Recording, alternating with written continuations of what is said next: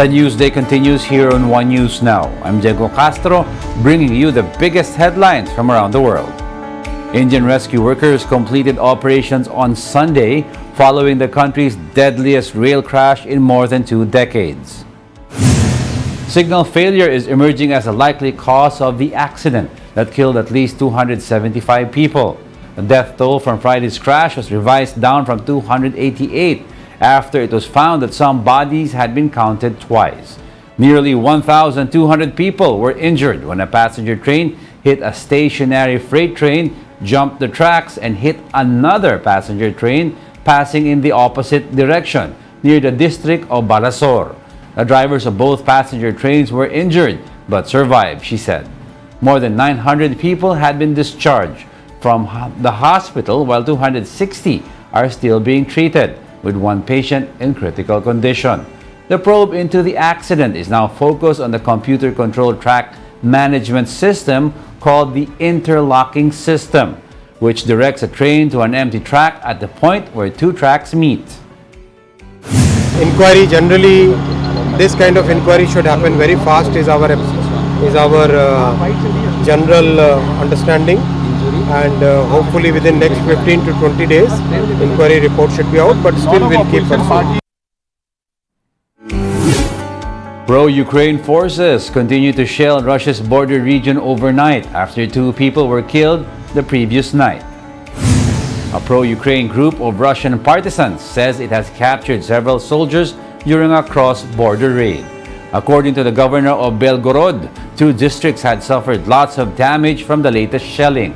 The governor later added that fires had broken out in the town of Shebekino after Ukrainian forces shelled the market area. More than 4,000 people have been relocated to temporary accommodations, with hundreds of children evacuated from the border.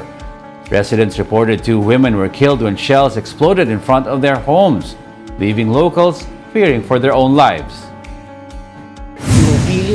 They shell us from over there. What do I need Shebekino for? The border should stand strong.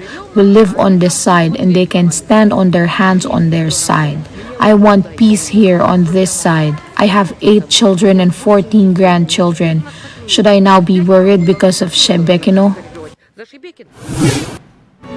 A Chinese warship and a U.S. guided missile destroyer had a close encounter in the Taiwan Strait. U.S. officials said the Chinese vessel came within 137 meters of the destroyer in, quote, unsafe manner. The U.S. destroyer was forced to slow down to avoid a collision during a joint drill with Canada on June 3. China's military rebuked the U.S. and Canada for, quote, deliberately provoking risk in the Taiwan Strait. Canadian Navy Commander Paul Mountford witnessed the incident, which he described as intentional. Maneuvering close to each other, 150 yards is very scary. And you don't ever want to be that close to another vessel because too many things can go wrong and you can actually have a collision. We'll be back with more stories after the break. Keep it here on One News.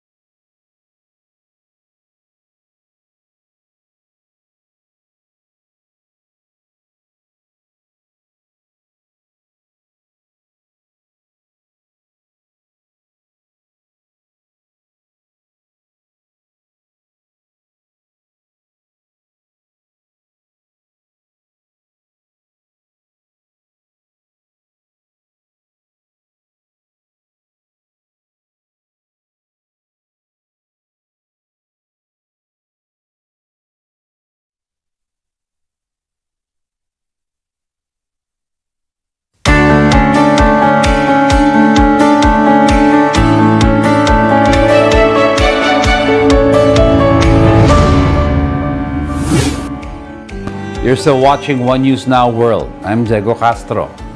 U.S. President Joe Biden has signed a debt ceiling bill averting a default with just days to spare.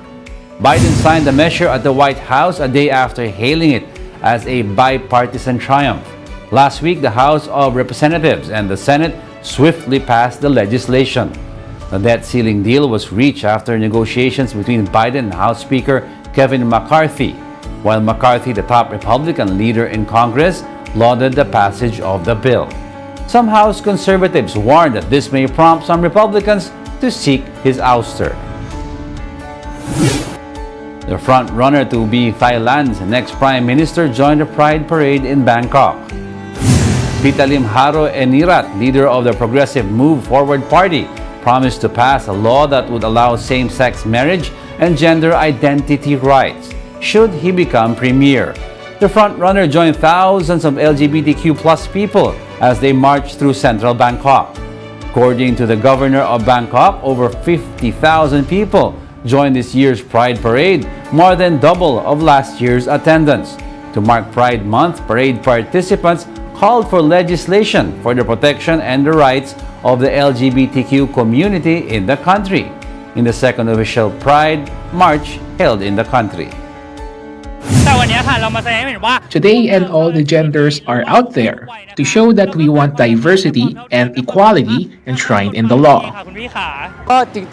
I hope that this event will act as a drop in the ocean and creates waves that make people realize both LGBT people and same-sex marriage are normal.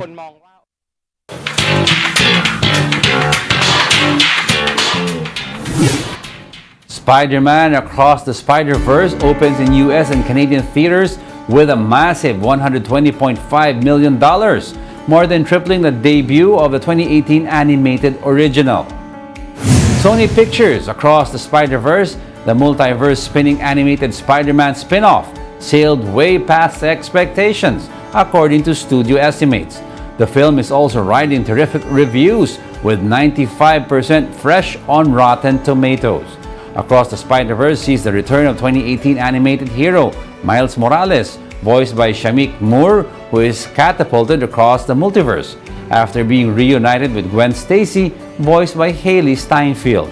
Even Tom Holland, who played Spider-Man in Marvel films, believes the Spider-Verse is the best Spider-Man movie.